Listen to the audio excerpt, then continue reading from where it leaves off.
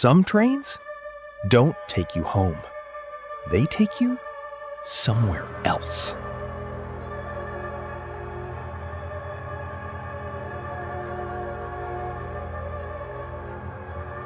It was 1 in the night.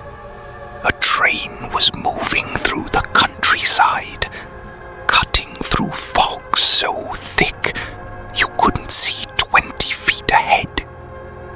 The metal wheels screamed against the tracks like something was warning anyone who'd listen.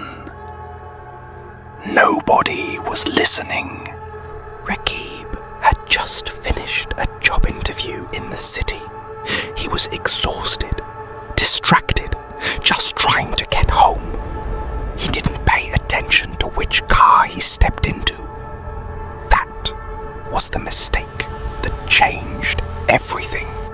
The car was old, the kind of old that felt wrong.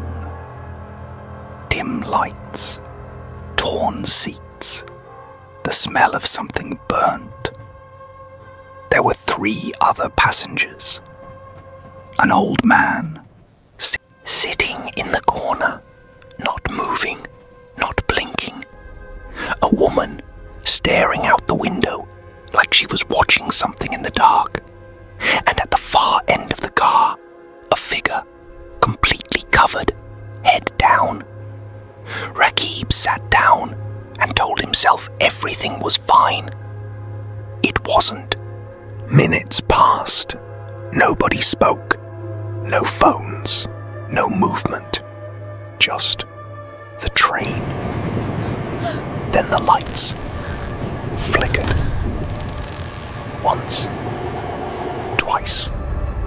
And then nothing. Total darkness.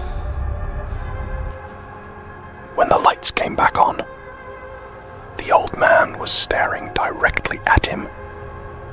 Not blinking. Not breathing. Just watching. His eyes were empty. Not the eyes of a tired man. Not the eyes of a stranger on a late train.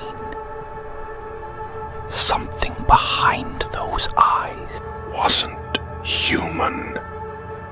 Rakib looked away, but he could still feel it. Those eyes never left him. That's when the woman spoke, low, barely above a whisper. Are you new to this carriage? Rakib hesitated. Yeah, he said. She didn't look at him, just kept her eyes on the window. Then she said, no one stays here for long. He asked her why. She didn't answer. Then the train slowed down and stopped. No station, no platform, no lights outside. Just darkness in every direction. Rakib pressed his face to the window. Nothing. Then, bang! The door flew open by itself. Nobody came in. Nobody left. But the temperature dropped instantly.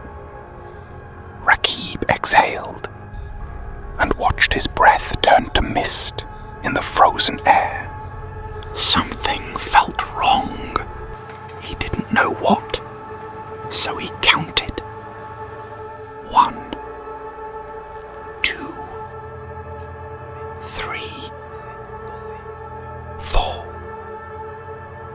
Wait. There were five people in that car now.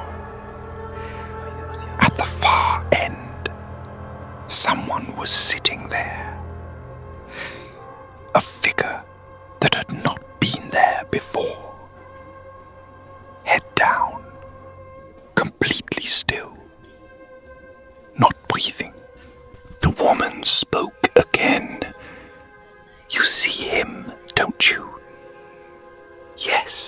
Rakib whispered. Her voice went cold. He's not alive. That's not possible, Rakib said. We're here. We're here. We're all here. She turned to face him. Her eyes were pure white.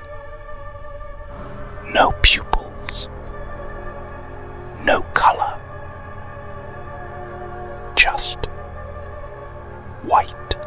The lights exploded into darkness. This time, he heard things.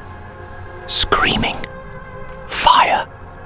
People begging for their lives. When the lights returned, the carriage had changed. Burned walls.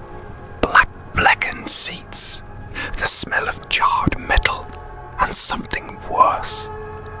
The old man's skin was hanging off his bones. The woman's face was melting, and the figure at the end of the car was slowly lifting its head. No face. Where a face should have been, there was only darkness. Pure. Absolute darkness.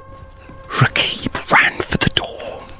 It wouldn't open. He slammed it. Again. But the door wasn't there anymore. Just a wall. He spun to the window. Outside was nothing. No ground. No sky. No world. Just an endless black void. And then a voice right behind his ear. You can't leave now. He turned around. They were all standing, watching him, smiling. The woman stepped toward him, and in that cold, hollow voice, she said, "You're one of us now." Rakib screamed. The next morning, railway workers found a young man lying unconscious beside an abandoned track.